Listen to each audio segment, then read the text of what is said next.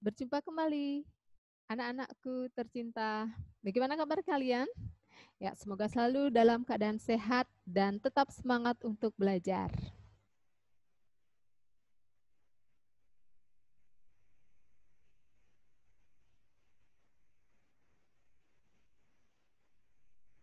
Anak-anak, coba kalian perhatikan peristiwa berikut ini.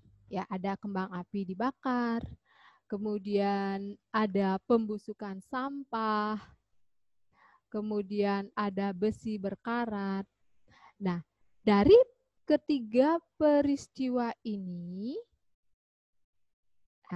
kira-kira peristiwa mana yang berlangsung paling cepat? Ayo, ada yang tahu jawabannya? Nah, Ibu yakin pasti semua menjawab benar. Yang mana peristiwa di antara ketiga peristiwa ini yang berlangsung paling cepat. Nah, untuk menguji kebenaran jawaban kalian, kita akan membahas materi ini.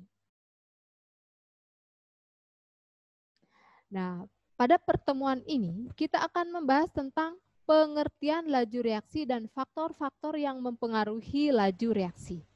Adapun tujuan pembelajaran kali ini, yang pertama, peserta didik dapat menjelaskan pengertian laju reaksi. Kemudian yang kedua, peserta didik dapat melakukan percobaan faktor-faktor yang mempengaruhi laju reaksi. Kemudian yang ketiga, peserta didik dapat menjelaskan faktor yang mempengaruhi laju reaksi berdasarkan percobaan yang dilakukan dengan teliti.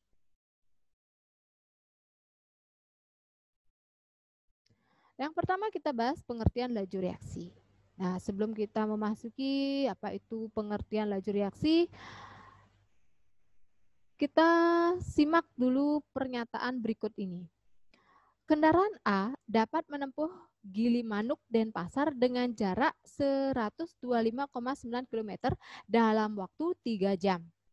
Sedangkan kendaraan B menempuhnya dalam waktu 5 jam. Terjadi perbedaan kecepatan antara kedua kendaraan. Benar kan seperti itu? Nah, kira-kira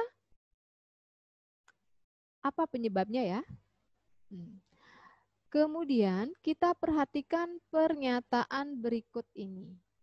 Ya, suatu pita magnesium dengan massa yang sama yaitu 5 gram direaksikan dengan asam klorida yang memiliki konsentrasi berbeda, yaitu asam klorida 1 molar, kemudian ada asam klorida 2 molar, dan ada asam klorida 3 molar. Molar ini adalah konsentrasi molar atau molaritas, ya, konsentrasi. Nah, setelah dilakukan percobaan, pita magnesium dengan HCl 1 molar membutuhkan waktu 30 sekon untuk habis bereaksi. Artinya, jika magnesium direaksikan dengan HCl 1 molar, itu menghabiskan waktu 30 sekon untuk semua Mg ini bereaksi dengan HCl. Sedangkan pita magnesium dengan HCl 2 molar membutuhkan waktu 15 sekon.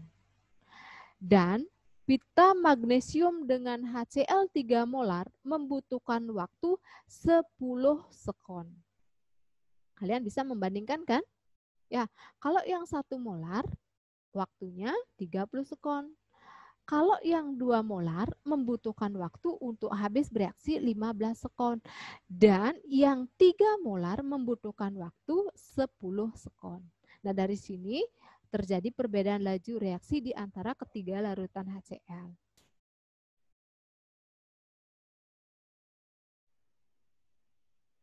Nah, kita lanjut lagi. Nah, jika kita amati, ya, pengertian laju dalam reaksi kimia hampir sama dengan pengertian kecepatan dalam contoh kendaraan A dan B.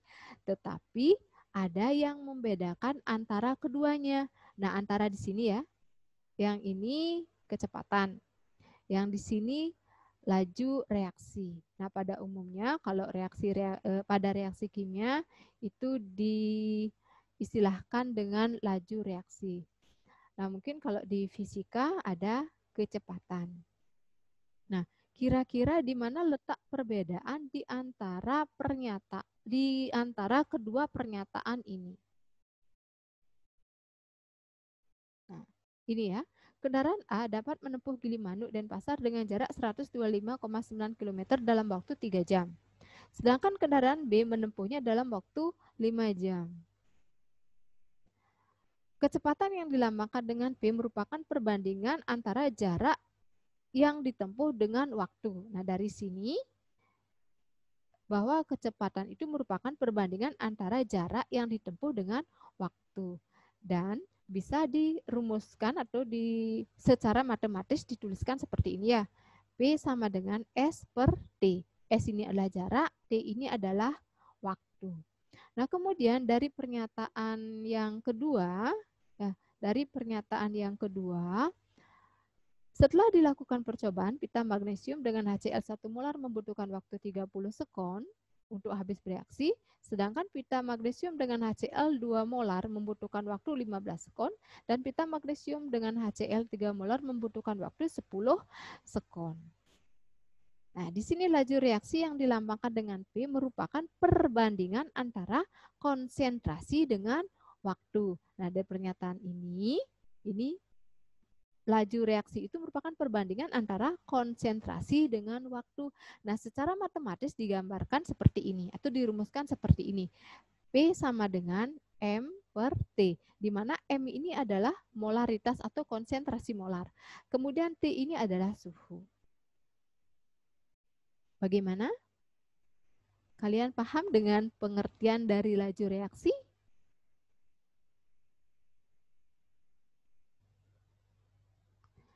Nah, kemudian kita lanjut. Kira-kira apa sajakah yang mempengaruhi laju reaksi?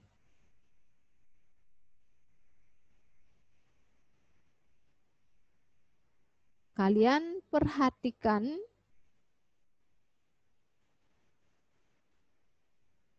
ini ada sebatang kayu, ini ada serbuk kayu. Nah, jika kedua bahan ini, ya sebatang kayu, kemudian serbuk kayu ini dibakar, kira-kira mana yang lebih dulu habis terbakar? Ayo, siapa yang tahu? Nah, untuk mengetahui jawabannya, kita lanjut membahas faktor-faktor yang mempengaruhi laju reaksi. Nah, yang pertama adalah konsentrasi. Nah, konsentrasi memiliki peranan yang sangat penting dalam laju reaksi. Semakin besar konsentrasi bereaksi, semakin sering tumbukan antar partikel terjadi. Ya, ada tumbukan antar partikel. Akibatnya, laju reaksi semakin cepat. Sebaliknya, jika konsentrasi reaksi semakin kecil, maka tumbukan antar partikel semakin jarang terjadi. Akibatnya, laju reaksi semakin lambat. Nah, berarti kesimpulannya bagaimana? Bahwa semakin besar konsentrasi, maka laju reaksinya itu akan semakin cepat. Kemudian, yang kedua, ada luas permukaan. Nah, luas permukaan berkaitan dengan ukuran partikel. Semakin kecil ukuran partikel, maka semakin besar luas permukaan bidang sentuhnya. Sehingga semakin sering tumbukan antar partikel terjadi. Akibatnya laju reaksi semakin cepat. Mudah-mudahan kalian paham dengan luas permukaan. Nah, luas permukaan ini berhubungan dengan ukuran partikel. Misalnya kita ambil contoh ya. Ada sebatang kayu. Ada ukuran sebatang kayu, kemudian ada serbuk kayu. Antara sebatang kayu dengan serbuk kayu, ukuran partikelnya berbeda kan? Nah, yang mana lebih kecil ukuran partikelnya? Kan serbuk kayu. Nah, serbuk kayu ini ukuran partikelnya lebih kecil dibandingkan dengan sebatang kayu. Serbuk kayu ini memiliki luas permukaan yang lebih besar dibandingkan dengan sebatang kayu. Karena luas permukaan serbuk kayu lebih besar, ya, sehingga di sana semakin besar luas permukaan bidang sentuhnya. Nah, kalau luas permukaan bidang sentuhnya semakin besar, maka di sana akan sering terjadi tumbukan antar partikel. Nah, kalau sering terjadi tumbukan antar partikelnya, itu akan menyebabkan laju reaksi semakin cepat. Nah, berarti sudah terjawab mana lebih cepat terbakar antara sebatang kayu dengan serbuk kayu.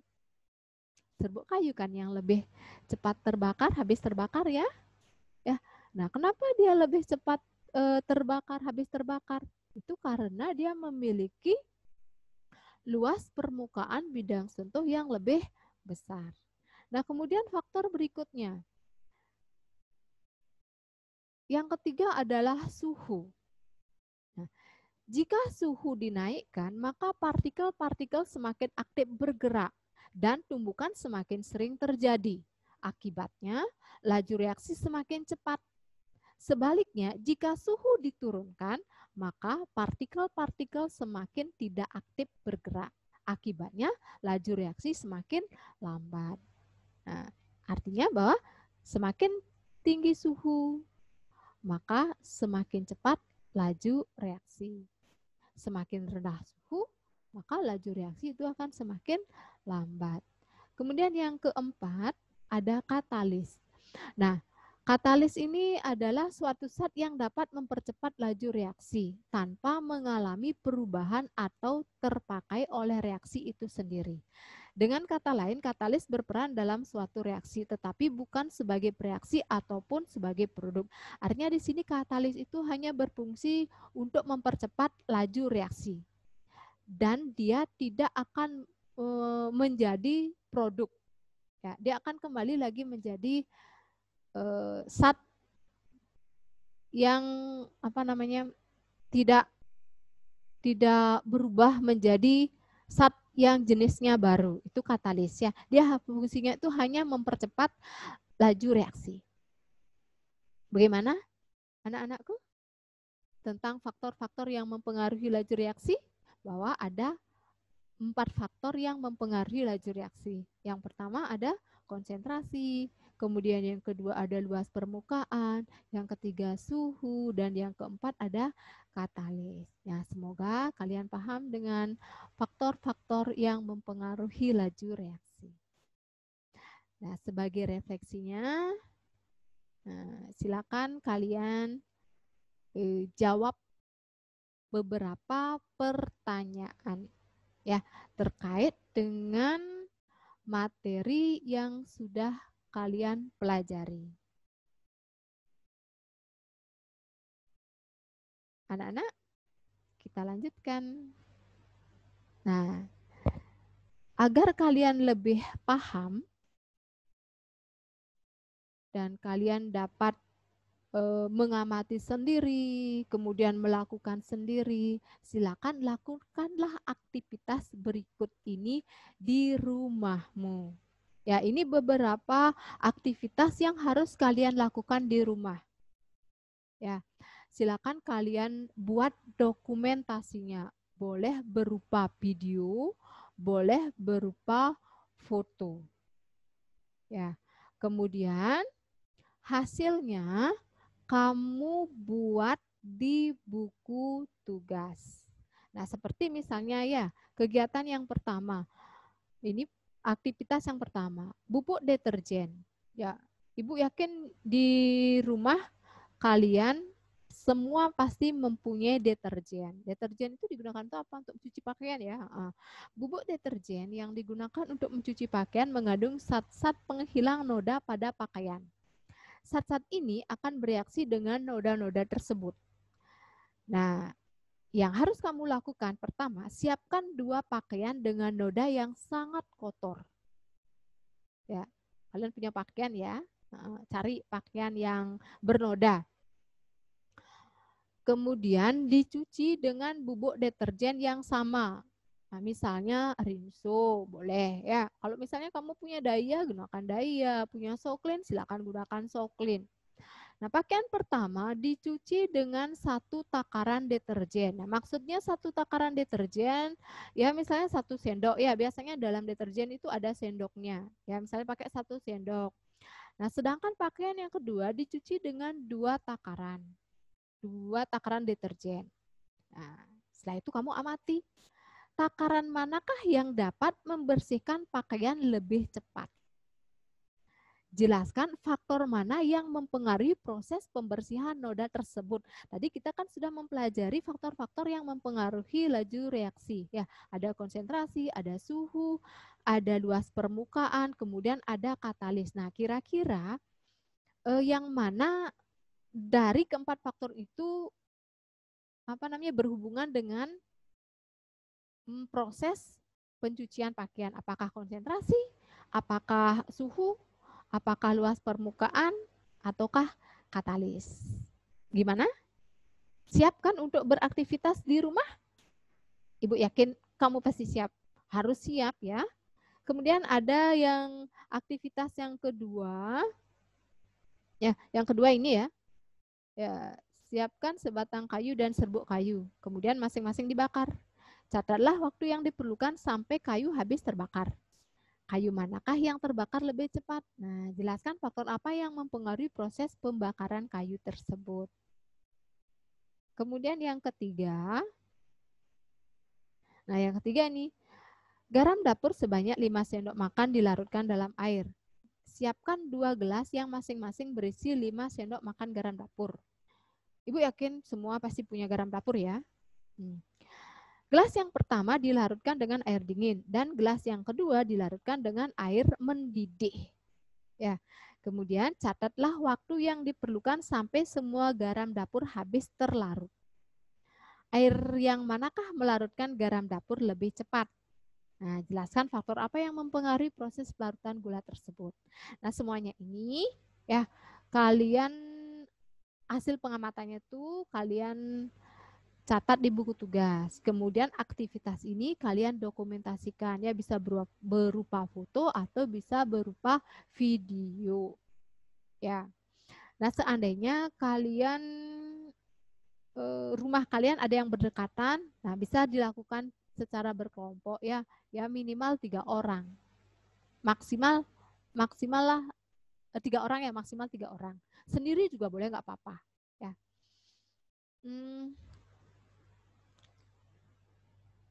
Itu untuk aktivitasnya.